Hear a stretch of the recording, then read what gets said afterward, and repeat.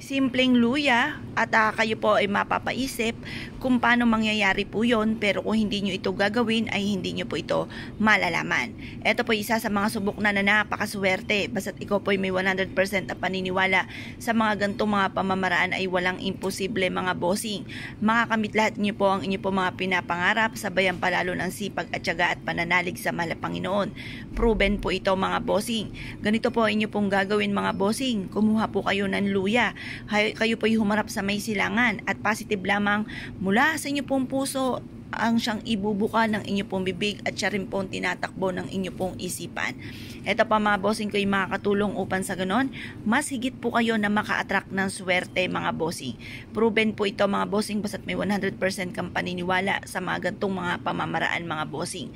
Ang gagawin nyo lamang, harap na po kayo ng mga bandang alas 7 at ibibilad natin to hanggang alas 8. Mag-wish ng taimtim, mag-concentrate po kayo kasi pinaka-importante sa pag-wish yung nagko-concentrate ka. Hindi lumilipad ang inyo pong diwa kasi minsan may nagwi-wish pero iba naman ang tinatakbo ng inyo pong diwa. Kailangan kung anong sinasabi ng inyong kalooban ay ibinubukas sa bibig at yun rin po ang tumatakbo sa inyong isipan.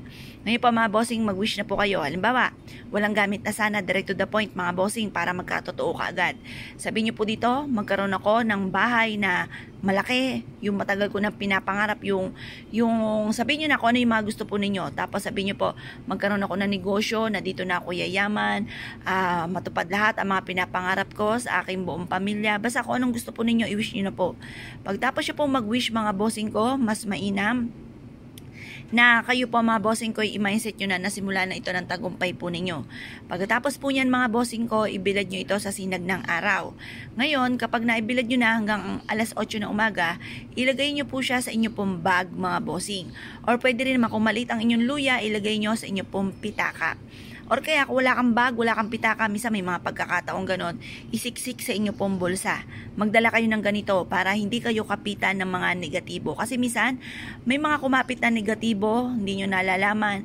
Pag umuwi kayo ng inyong puntahanan, inuwi nyo ang negatibo, kumapit na pala sa inyo. Hanggang sa dumami na dumami ang mga negatibo na naiuwi nyo sa araw-araw ng pag-alis po ninyo. Pagtapos darating na sa inyo yung punto na parang ang dami nyo problema pinagdadaanan, wala nang katapusan, mas nadadagdagan pa, imbis na nababawasan yung mga ganun mga bossing. Kaya mas may na meron kang laging dalahin na pantaboy na kamalasan para hindi ka kapitan ng mga kamalasan or ng mga negatibo mga bossing. Pwede rin naman na mag-ipit ka ng ganito sa ilalim ng inyo pong unan para magkaroon kayo ng masarap na tulog. Ang taong nagkaroon ng masarap na tulog, meron po siyang masayang gising, positibong gising, nasa mood po siya at siya po ay makakaisip ng tama. Kasi ang taong kakaunti ang tulog, hindi makaisip ng tama, masakit ang ulo, lutang, yung mga ganun mga bossing. Kaya kailangan makatulog ka ng mahimbing para makapag-isip ng tama. Ngayon pa mga bossing ko, kayo po naniwala at nais po itong gawin ay siya mga bossing ko.